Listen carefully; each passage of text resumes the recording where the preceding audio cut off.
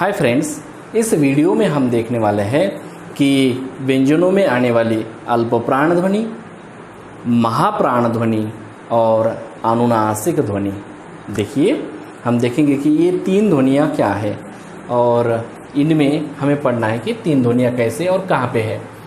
देखिएगा, पहले अल्प प्राण का मतलब समझना जरूरी है, फिर महाप्राण और अनुनासिक। तो क्या है अल्प प्राण?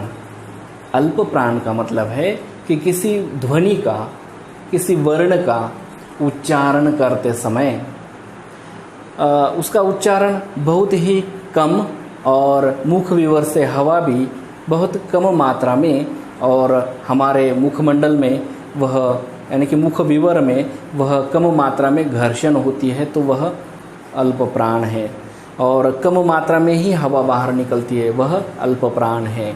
तो देखिए, अल्प प्राण ध्वनियाँ वर्ण में से पहला वर्ण और तीसरा वर्ण, पहला वर्ण और तीसरा वर्ण अल्प प्राण ध्वनि होती है। अब हम इसे समझेंगे इस प्रकार से। तो इसकी परिभाषा है अल्प प्राण की कि वर्ण में से पहला वर्ण और तीसरा वर्ण, वर्णमाला में वर्ण में से पहला वर्ण और तीसरा वर्ण अल्प प्राण ध्वनि होती है। तो इनमें ये सब पहला वर्ण और यह तीसरा वर्ण, ये हुई अल्प प्राण ध्वनि। ये अल्प प्राण ध्वनि है, पहला वर्ण और तीसरा वर्ण, पहला वर्ण और तीसरा वर्ण, यह होती है अल्प प्राण ध्वनि। अब हमें देखना है कि महाप्राण ध्वनि क्या है। कि महाप्राण ध्वनि जब वर्ण का उच्चारण करते समय हमारे मुख विवर से जो हवा बाहर आ जाती है, तो वह मुख विवर में तो वह आने वाली हवा जोर से हमारे मुख विवर से बाहर आकर गुजरती है और उस वर्ण का उच्चारण होता है, तो वह महाप्राण ध्वनि है। और कुछ समय तक वह उच्चारण रहता है। इसके देखिए, इसमें है कि परिभाषा में है कि वर्ण में से दूसरा और चौथा वर्ण, दूसरा और वर्ण क्या होता है? महाप्राण,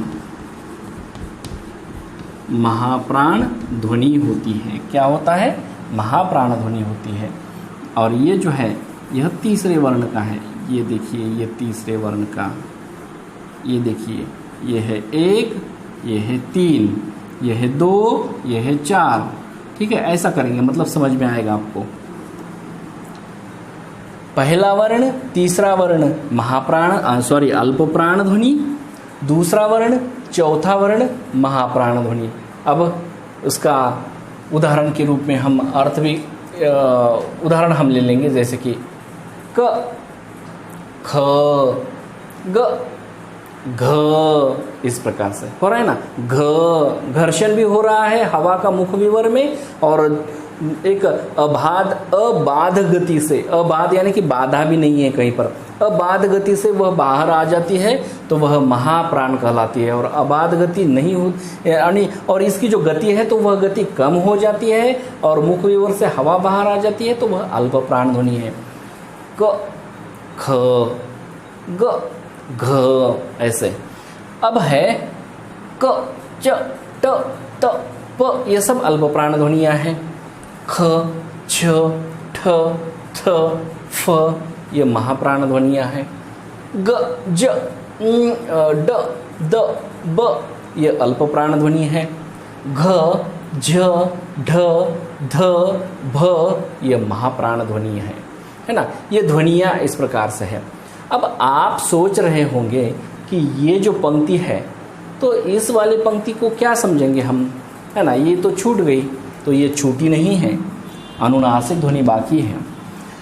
अनुनासिक ध्वनि किसे कहते हैं? जिस ध्वनियों का उच्चारण करते समय हवा, अब जैसे कि ब ऐसा करते समय मेरे मुख से हवा बाहर आ रही है, लेकिन इन सभी ध्वनियों का उच्चारण करते समय इस वाले पंक्ति के ध्वनियों का, इस वाले एक वाली जो तालिका है, इस तालिका की ध्वनियाँ, इनका उच्चारण करते समय हवा थोड़ी मात्रा में मुख से तो निकलती है, लेकिन अधिक मात्रा में हमारे नाक से बाहर आ जाती है। इसलिए इसे अनुनासिक वर्ण कहते हैं। इसे क्या कहते हैं?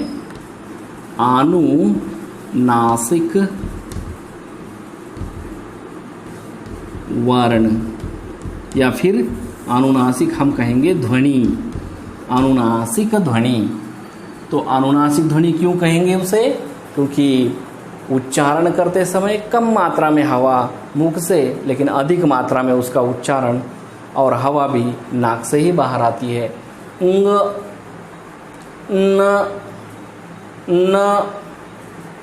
न म, इस प्रकार से, है ना। तो इस नाक से ही ध्वनि कुछ मात्रा में आवाज़ जो है, ये हवा जो है वह नाक से ही बाहर आ रही है, अनुनासिक ध्वनि कहते हैं। तो आप समझ गए होंगे कि व्यंजन में अल्प प्राण ध्वनि किसे कहते हैं?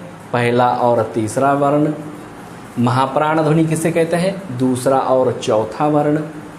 अनुनासिक ध्वनि किसे कहते हैं? यह पांचवा वर्ण। अर्थात ये सभी पांचवे वर्ण जो एक तालिका की, इस तालिका के ये पांचवे वर्ण, तो ये अनुनासिक ध्वनियाँ है। इस प्रकार अल्प प्राण ध्वनियाँ, महाप्राण ध्वनियाँ और अनुनासिक ध्वनियाँ, इनका अध्ययन हम यहाँ पर ले चुके हैं, या फिर इसका अध्ययन हमारा हो चुका है। फिर भी आप एक बार फिर इस वीडियो को 1-2 बार देख लीजिए, ताकि आपको पूरी तरह से ज्ञात हो जाएगा, समझ में आ जाएगा। तो अब हम यहाँ पर रुकेंगे। ओके, ठीक है, शुक्रिया।